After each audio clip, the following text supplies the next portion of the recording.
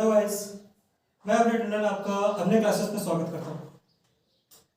तो आज हम पढ़ने जा रहे हैं साधारण ब्याज सिंपल इंटरेस्ट। चलिए चलते हैं पहले क्वेश्चन की ओर। कितने समय में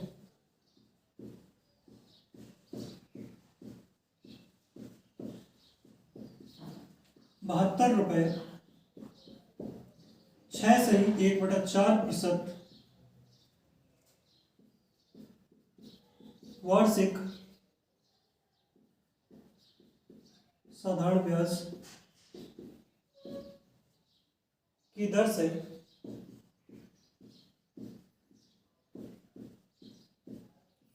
81 रुपये हो जाएंगे।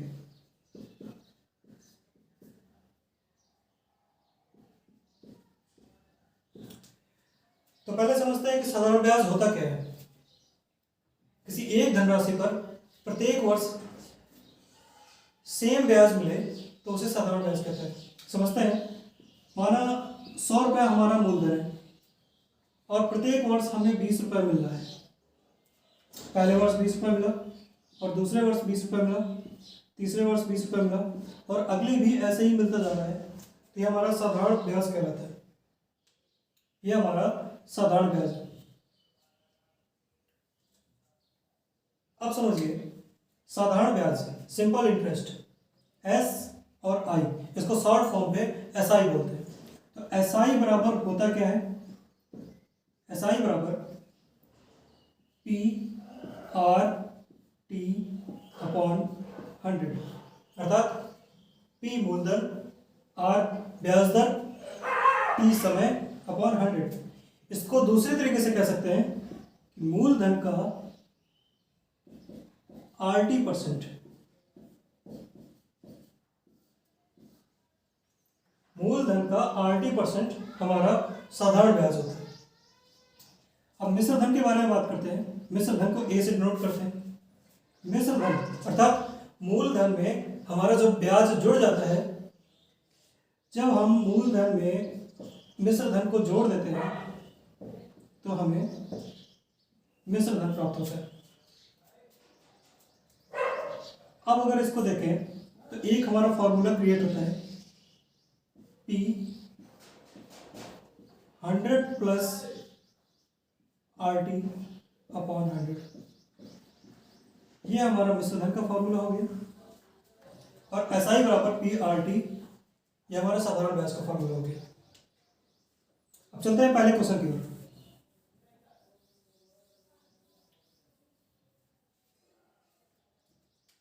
₹72 ये हमारा मूलधन है। P बराबर 72 रुपये।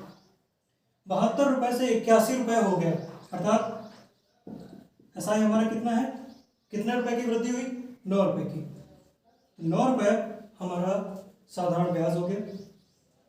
आर दिया हुआ है 6 सही 1/4%, अर्थात 4 × 24 1 25/4%।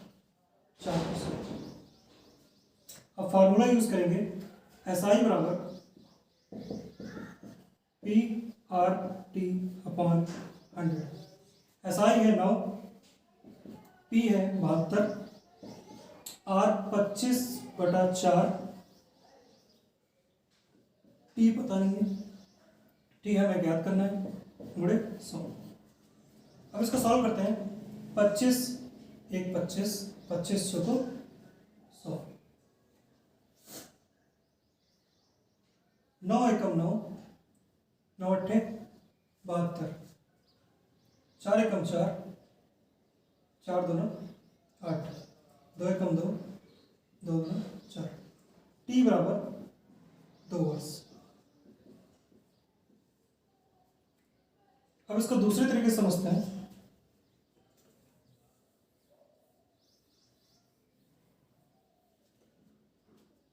प्रतिशत का मतलब होता है पर 100, मतलब कि प्रत्येक 100 वैल्यू में उसका मान क्या होगा। तो जब हमारा R% दिया हुआ है 6 सही 1/4%, इसको लिखेंगे 25/4 इसका फ्रैक्शन वैल्यू निकालेंगे, अर्थात बटे 100 करेंगे। दैट मीन्स r का फ्रैक्शन वैल्यू हो जाएगा 25/4 गुणे 100। 25 चौको 100, 4 चौको 16, 1/16। तो इसकी फ्रैक्शन वैल्यू आ गई 1/16, अर्थात 72 रुपए का 1/16 कितना होगा? 72 रुपए का 1/16 कितना होगा? ये होगा 4.5 रुपए। एक वर्ष में 4.5 रुपए, और यहां पर वृद्धि हो रही है 9 रुपए की, अर्थात 2 वर्षों में 72 रुपए 81 रुपए हो जाएंगे। 6 सही 1/4% वार्षिक ब्याज की दर से। चलते हैं अगले क्वेश्चन की ओर।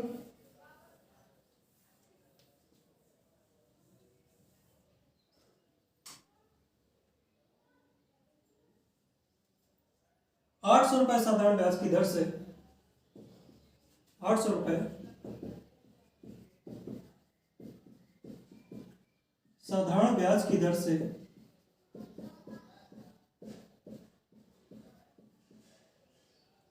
3 वर्षों में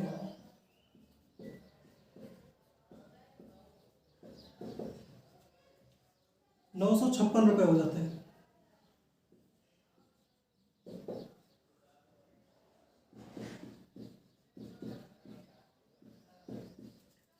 यदि ब्याज दर में 3%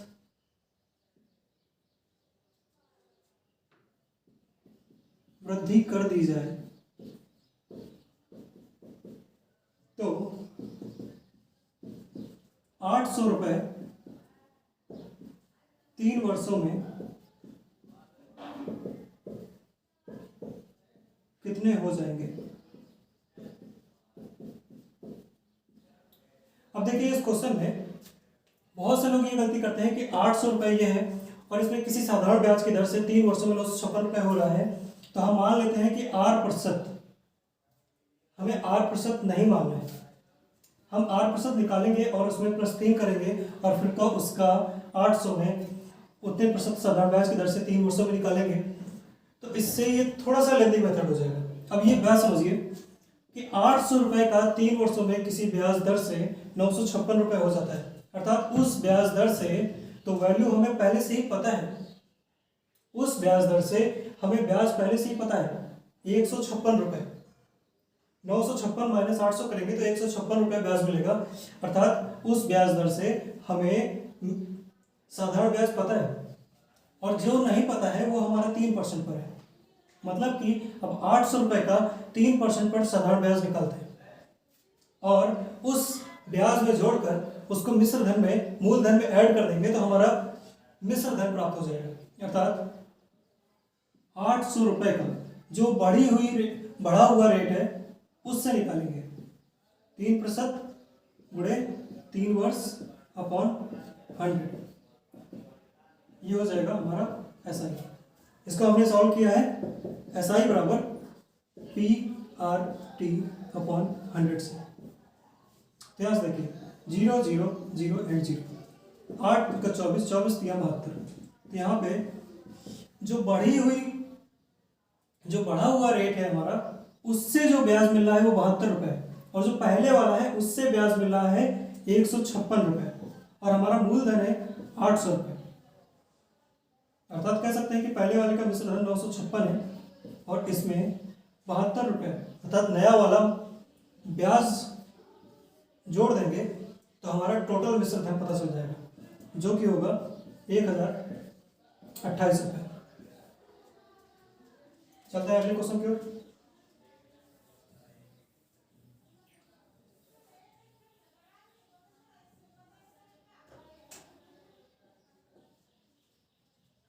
कोई धन साधारण ब्याज की दर से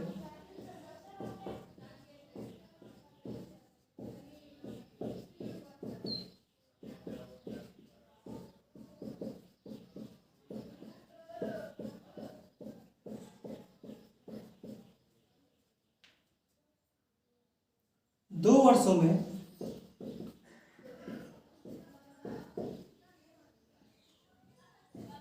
880 रुपए तथा 3 वर्षों में 920 रुपये हो जाता है।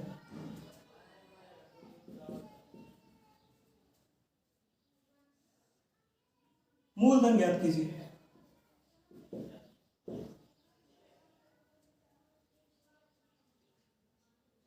अब समझिए, मान लीजिए कि मूलधन 100 रुपये है। पहले वर्ष ब्याज मिलता है उसको x, दूसरे वर्ष भी उसको ब्याज मिलेगा x, तो उसका मिश्र धन हो जाएगा 100 प्लस 2x। और ऐसे ही 3 वर्ष के लिए चेक करेंगे तो उसका हो जाएगा मिश्र धन 100 प्लस 3x। अगर 3 वर्ष के मिश्र धन में 2 वर्ष का मिश्र धन माइनस करेंगे तो हमें मिलेगा x, जो कि 1 वर्ष का साधारण ब्याज है। 920 में 880 माइनस करेंगे हमें मिलेगा 40, जो कि 1 वर्ष का साधारण ब्याज है। और ऐसे ही 2 वर्षों का साधारण ब्याज 40 गुणे 2 80 रुपये। 80 रुपये को 2 वर्षों के मिश्र धन में माइनस कर देंगे। देखिए, मिश्र धन बराबर होता है मूलधन प्लस साधारण ब्याज। तो मूलधन बराबर हो जाएगा मिश्र धन माइनस साधारण ब्याज। अब 2 वर्षों का साधारण ब्याज 80 रुपये है और 2 वर्षों का मिश्र धन है 880। तो यहाँ से मूलधन निकल आएगा 880 माइनस 80 बराबर 800 रुपये।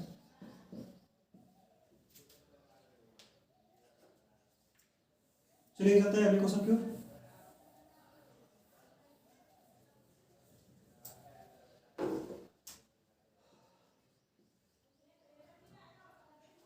वैभव ने 400 रुपये साधारण ब्याज की दर से, किसने? वैभव ने 400 रुपये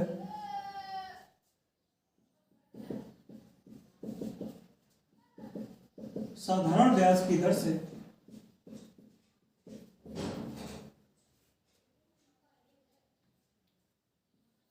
2 वर्षों के लिए सौरभ को उधार दिया।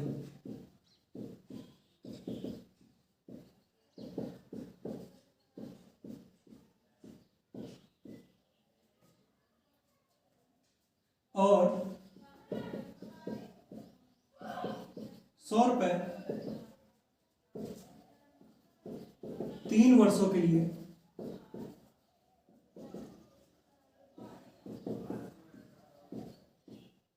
शौकत अली को उधार दिया।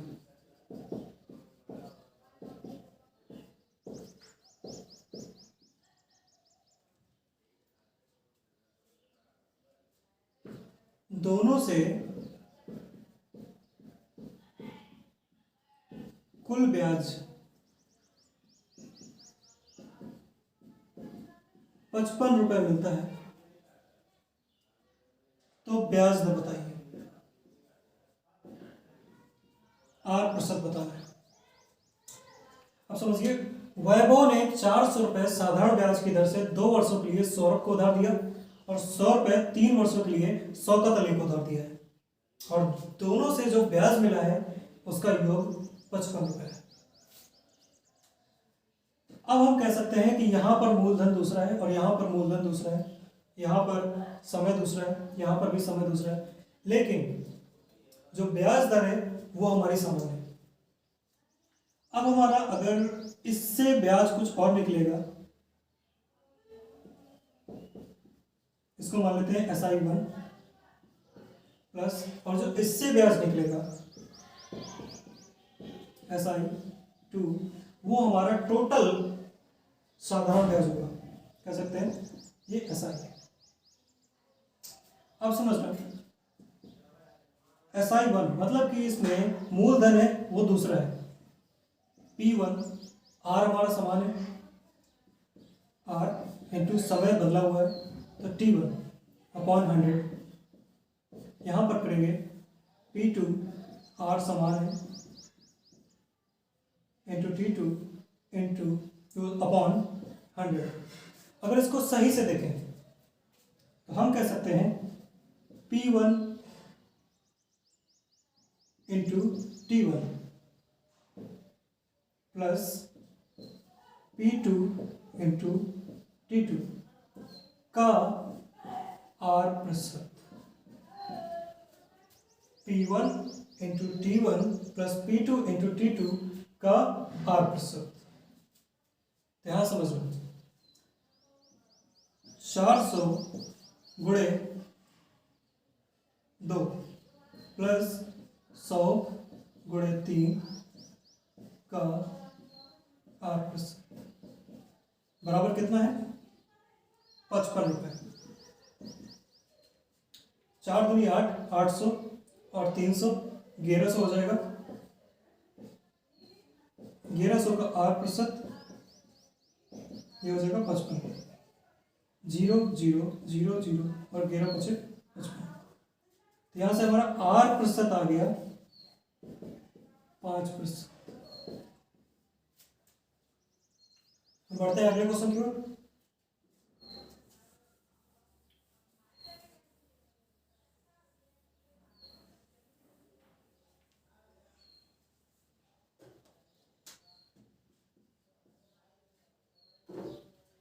कोई व्यापारी अपनी वस्तुओं के 2 मूल्य रखता है।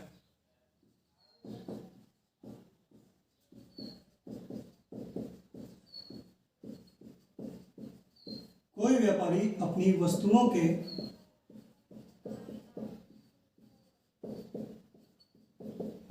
2 मूल्य रखता है।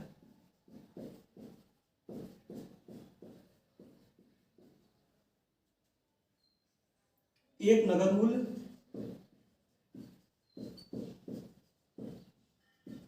और दूसरा 4 माह के लिए उधार मूल्य।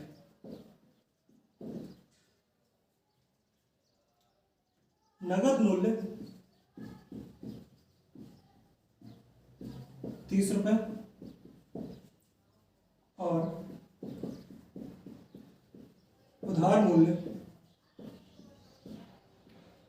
32 रुपये है। 32 रुपये हो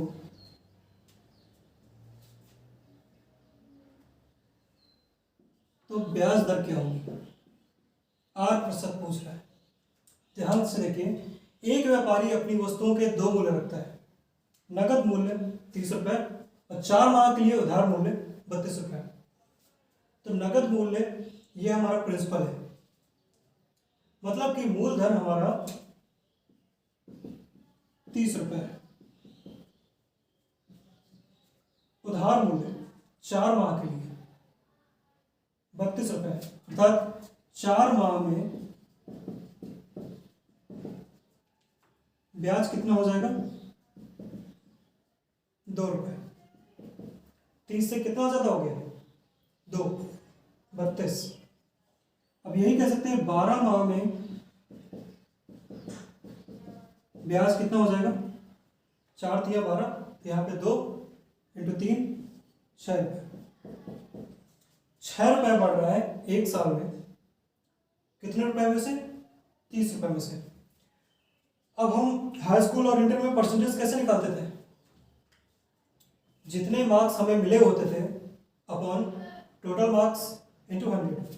तो यहाँ पे जो ब्याज है हमारा वो 6 रुपये है। कितने में से है? 30 रुपये में से और गुणे 100। ये हमारा क्या हो गया? R प्रतिशत।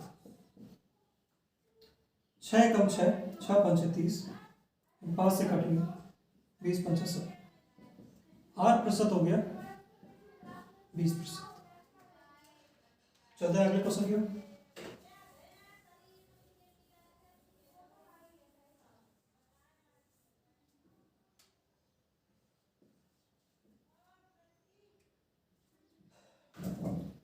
किसी धन पर 8% साधारण ब्याज की दर से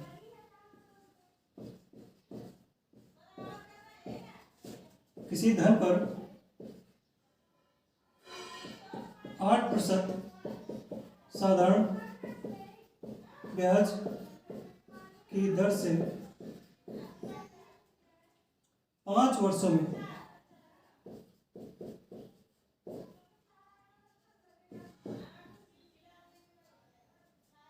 जो ब्याज प्राप्त होता है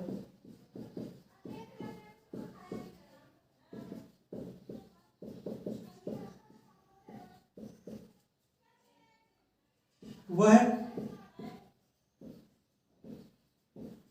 मूलधन से 480 रुपये कम है। मूलधन ज्ञात कीजिए।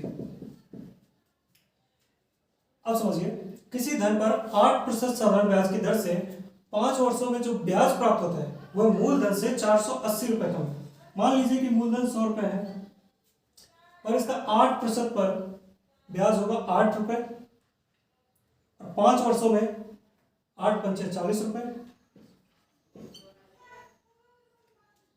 अब समझिए कैसे, P R T अपॉन 100, तो यहां से आ जाएगा 40 रुपये। यह सीधा समझिए कि 100 रुपये में 8% से ब्याज कितना होगा एक वर्ष का, 8 रुपये, और 5 वर्षों में 8 पंचे 40 रुपये। तो जो मूलधन है और ब्याज ये है, तो ब्याज मूलधन से कितना कम है, 60 रुपये। अब देखिए 60 की कंपैरिजन करा देंगे 480 से, मतलब 60 बराबर हो गया हमारा 480 रुपये। एक बराबर हो गया 8, तो हमारा मूलधन कितना है 100, तो 100 बराबर कितना हो जाएगा 800 रुपये। चलते हैं अगले क्वेश्चन की ओर।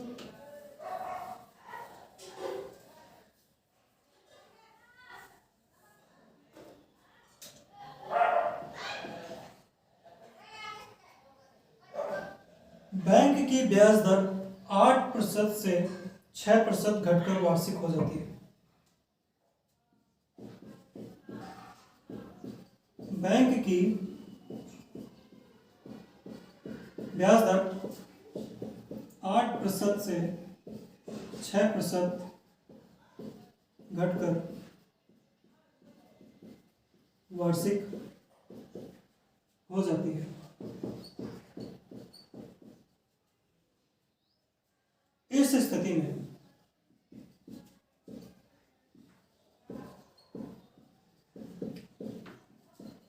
पहले जितना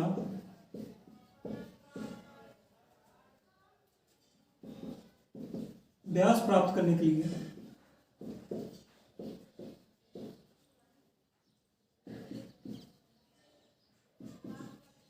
4,000 रुपये जमा कराना पड़ता है।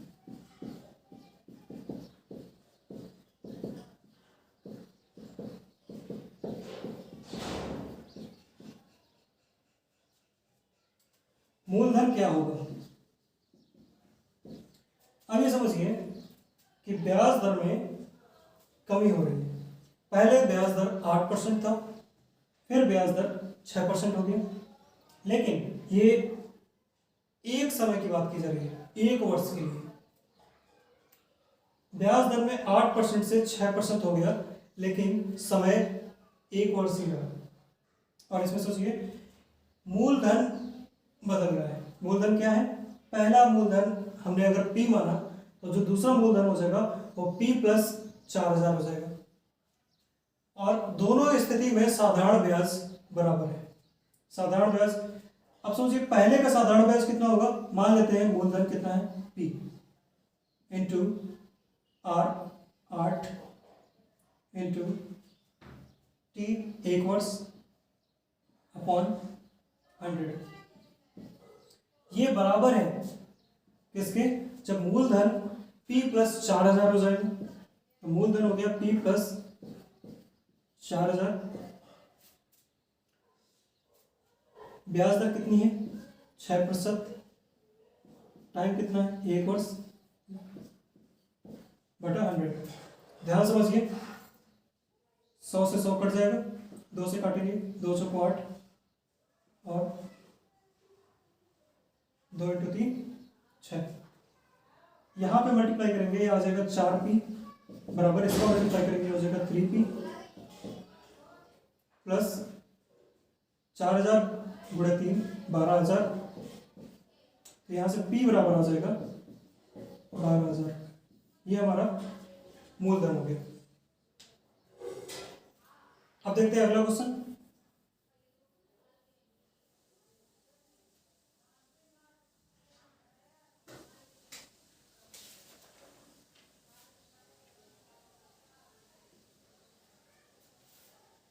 यदि 1500 रुपए पर प्राप्त ब्याज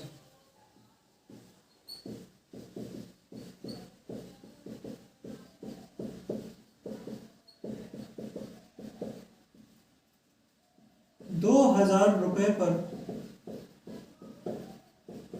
प्राप्त ब्याज से 75 रुपए कम है,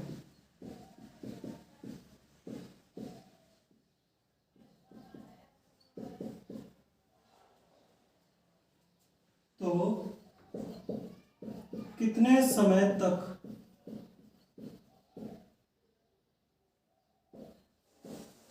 धन को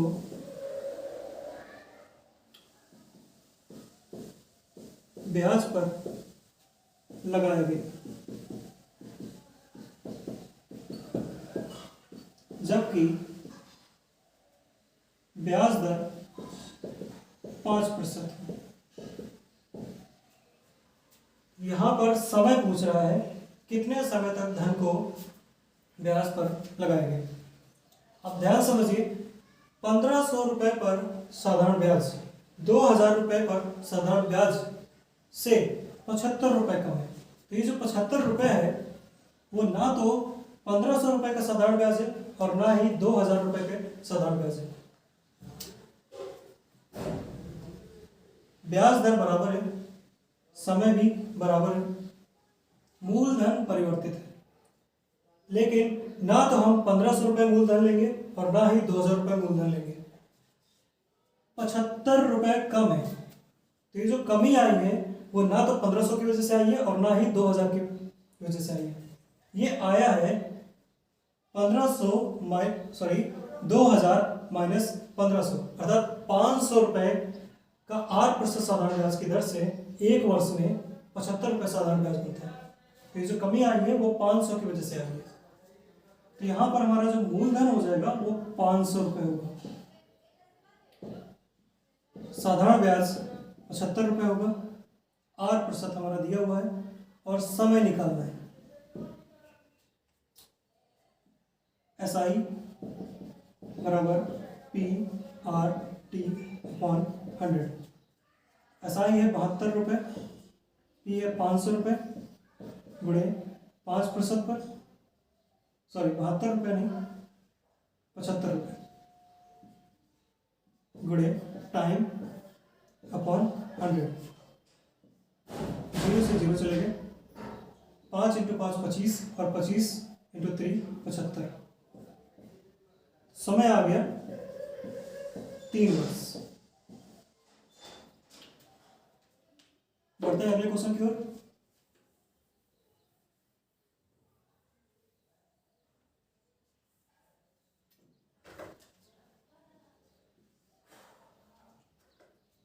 यदि 800 रुपए 5 वर्षों में 4000 रुपए हो जाता है, क्या? यदि 800 रुपए 5 वर्षों में 4000 रुपए हो जाता है, तो बताइए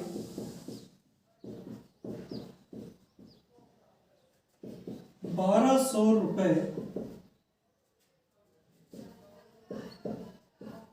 कितने वर्षों में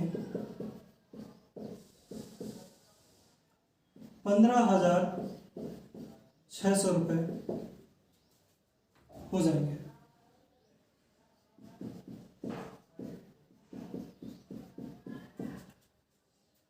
अब ध्यान समझिए कि यहां पर 500 रुपए, सॉरी 800 रुपये 5 वर्षों में 4000 रुपये हो जाते हैं, तो बताइए 1200 रुपये कितने वर्षों में 15600 रुपये हो जाएंगे। ध्यान समझिए कि यहाँ पर क्या समान है, यहाँ पर ब्याज दर समान है। मूलधन परिवर्तित है, मूलधन इसका 800 रुपये है और यहाँ पर 1200 रुपये है। यहाँ पर समय परिवर्तित है, समय यहाँ पर 5 वर्ष है और यहाँ पर पूछ रहा है। यहाँ पर मिश्र धन भी परिवर्तित है, यहाँ पर 4000 रुपये है, यहाँ पे 15600 रुपये है। तो हमें दोनों का CI चाहिए, सॉरी SI, साधारण ब्याज। ध्यान समझिए, SI बराबर P into R into T upon 100। यहाँ पर साधारण ब्याज परिवर्तित है, मूलधन भी परिवर्तित है, समय भी परिवर्तित है, जो सेम है वो है R। तो यहाँ पर R बराबर निकालेंगे, R बराबर हो जाएगा साधारण ब्याज गुणे 100 बटा मूलधन इंटू T। तो पहले के लिए साधारण ब्याज निकालेंगे तो ये मूलधन को मिश्र धन में माइनस कर देंगे तो हमारा साधारण ब्याज निकलेगा। मतलब 4000 माइनस 800 आया 3200 रुपये। तो यहाँ पर साधारण ब्याज में रखा 3200 गुणे 100 बटा मूलधन 800 गुणे समय 5 वर्ष, और ये बराबर हो जाएगा क्योंकि अब इसका भी तो R% और इसका R% दोनों का सेम है। ध्यान समझिए, यहाँ पर साधारण ब्याज कितना है, ये मूलधन ये मिश्र धन। 15600 में 1200 रुपये को माइनस करेंगे तो आ जाएगा 14400 रुपये गुणे 100 बटा मूलधन 1200 रुपये गुणे T। समय पूछ रहा है, यहां से देखिए 0 से 0 कटा, 0 से 0 कटा, 0 से 0, 0 से 0, 100 से 100 कैंसिल कर दिए, 8 चौको 32, 4 बार गया और 12 ग्राम 144, 12 गुणे 12 144। यहाँ पे 4 एकम 4 तो 4 3 12। यहाँ पर देखो 5 बाकी रह गया और यहाँ पर 3 बाकी रह गया, तो 3 गुणे 5 समय बराबर हो जाएगा 15 वर्ष। मतलब 15 वर्षों में 1200 रुपये किसी ब्याज दर पर 15600 रुपये हो जाएंगे। चलिए यहाँ आखिरी क्वेश्चन की ओर।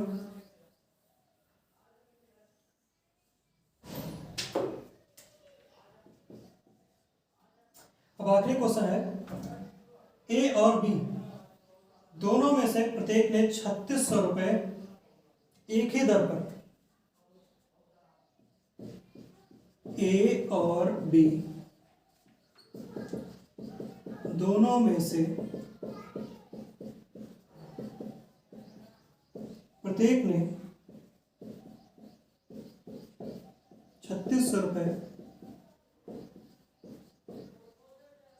एक ही दर पर क्रमशः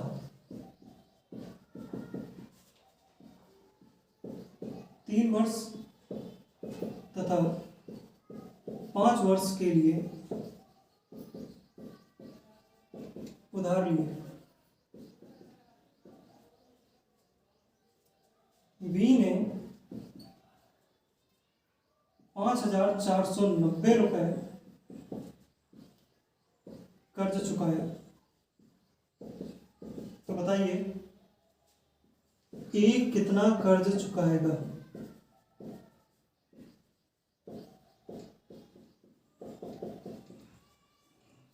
अब ध्यान समझिए, ए और बी दोनों में से प्रत्येक ने 3600 रुपये लिए। ए ने 3 वर्ष के लिए लिया और बी ने 5 वर्ष के लिए लिया। तो इसमें जो ब्याज दर है R% वो समान है। यहाँ पर मूलधन समान है और ब्याज दर भी समान है, और यहाँ पर जो बदलेगा वो क्या होगा? समय। अर्थात यहाँ पर मूलधन और ब्याज दर से कोई मतलब नहीं है। यहाँ पर जो पैसों का डिस्ट्रीब्यूशन है वो वर्षों के अकॉर्डिंग होगा। मतलब कि अब सीधे शब्दों में ये समझेंगे हम कि 5 वर्षों में 5,490 रुपये चुकाए जाते हैं, तो 3 वर्षों में कितने रुपए चुकाए जाएंगे? 5 की कंपैरिजन कर देंगे 5,490 रुपये से। 5 एकम 5, 5 दूनी 10, 1 बराबर आ जाएगा